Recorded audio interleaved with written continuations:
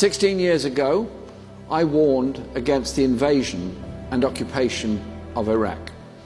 I said it would set off a spiral of conflict, of hate, of misery, of desperation, that will fuel the wars, the conflict, the terrorism, the depression and the misery of future generations. It did, and we are still living with the consequences today of that decision in 2003. I was also one of the few in Parliament who warned against the NATO-led intervention in Libya in 2011.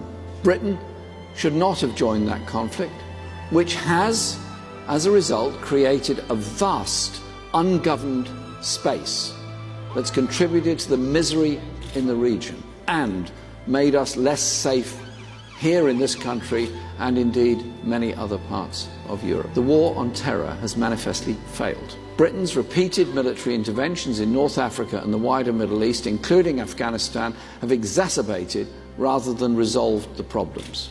Now, we risk being dragged into a further conflict with Iran on the side of the Saudi regime, which is itself an enemy of human rights and prolonging a desperate humanitarian crisis in Yemen, interfering in its neighbours' affairs and murdering journalists.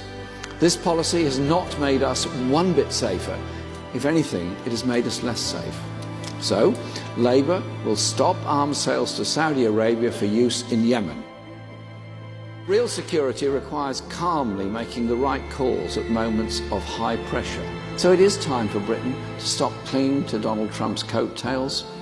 Boris Johnson has been the world's leading sycophant towards the President. Our foreign policy will be defined by our commitments to human rights, international justice and peace, not enthusiasm for wars that fuel rather than combat terrorism and insecurity.